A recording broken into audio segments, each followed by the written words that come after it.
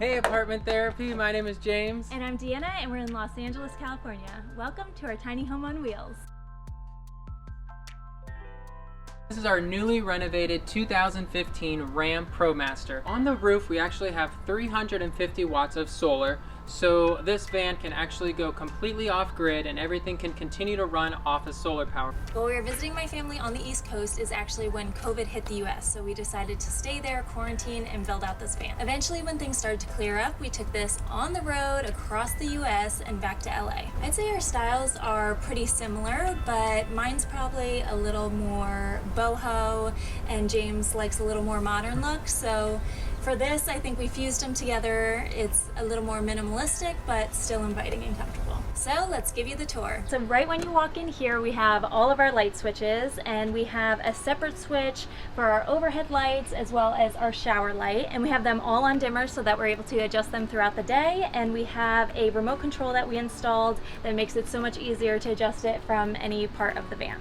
And over here we have our shower bathroom area. We are a little hesitant about how a full-size shower would turn out in a van, and we are so excited with how it turned out. We have our Nautilus shower door that retracts into itself, so it saves a lot of space. And it actually has a squeegee on one side, so it helps dry it as it rolls back. So it's really important in a small space to use every nook and cranny that we can. So as we were building the shower, we didn't want to put a rack in it that would take up more space on the inside. And so we built a pop out that pops back into the wall, and we're able to store our shampoo and soap there. And so that saves a lot of space. We're really happy with that. And then for our shower head, we got a shower head that had a long hose, so we're able to reach it outside if we ever want to rinse off anything outside as well. So normally a big challenge while road tripping or while on the road at all is using the bathroom, especially in a pandemic when you don't want to rely on public places. And so we're really happy with the toilet that we got. It is a dry flush toilet, and it has a cartridge inside that actually twists around and seals off after each use, and then gives you a nice fresh clean bowl each time. We have our kitchen area here, and we custom built these cabinets so that we could make sure that we included all the appliances that we needed. We have our upper storage as well as our lower storage and running water in the sink. For our upper storage, we have our cups, plates, and some things that we need for cooking. And then we have our drawers and lower cabinet storage. In the top drawer, we keep our utensils and other cooking supplies. And then in these two drawers, we actually keep our clothes that we're going to be wearing for the next few weeks. So on this side, we have all of our appliances. We have our fridge, which is 12 volt. And the reason it's so great that it's 12 volt is because it's running all the time, so it uses a lot less electricity. Then we have our espresso machine and our ice maker. So as you can see, we have a step up to this area over here, and the reason we did that is because of the wheel wells that are underneath the benches. When we were building it out, we wanted to be able to sit comfortably on the benches with our feet being able to touch the floor, and because the wheel wells are so high, we had to make them a little bit higher. And on this side, we store our cooktop as well as a few other kitchen things.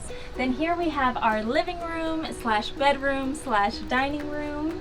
And we have our table on a Lagoon swivel mount, and so it's able to swivel all the way around, and then the table actually goes down, sets on the ledges here, and then this turns into a queen size bed.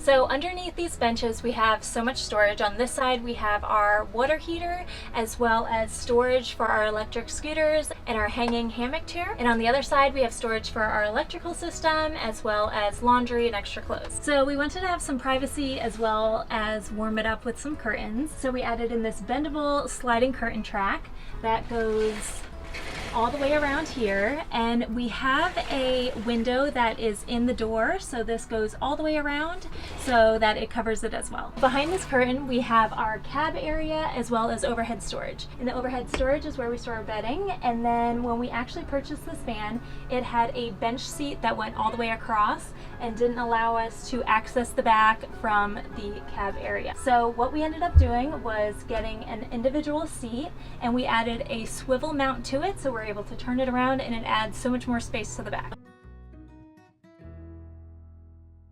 Alright, so welcome to the back of the van. As you can see up here, we actually installed a 12-volt air conditioning. This air conditioning does run off the battery, and it also uses water to help cool itself. It's just really good to have an AC, especially on those hot summer nights when we're trying to sleep. So while we were building the van, we knew we wanted to incorporate some fun games and activities, but something that wasn't going to take up too much space. And we just decided to build a cornhole board, and as you can see, it just sits on top, and we still can store things underneath it. So even though we'd be on the road, we still wanted this van to feel comfortable and homey and inspiring for us, especially when we'd pull up to a location, open the back doors, have a cup of coffee. We wanted the inside to feel peaceful and comfortable as well. One of our favorite elements in the van is our arched cane cabinet doors. We routed out the shape, and then we took our soaked cane and stapled it in. When we were building the upper cabinets, we wanted to make sure that we had as much storage as we could, so we built them the length of the van, but we wanted to keep it nice and open when you walk in the door, so we did this nice rounded shelf. And then we built these pop-outs for more storage as well, and we loved the arch look, so we included that here. And of course, it's a little more storage for a few more plants. So one of the biggest splurges or indulgences we got for the van were our electric scooters.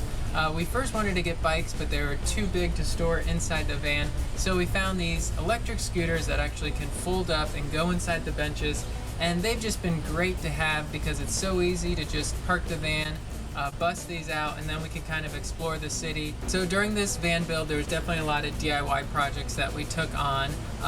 One of my favorite was building the projector. We really wanted to build it so that you weren't able to see it while it was stored away.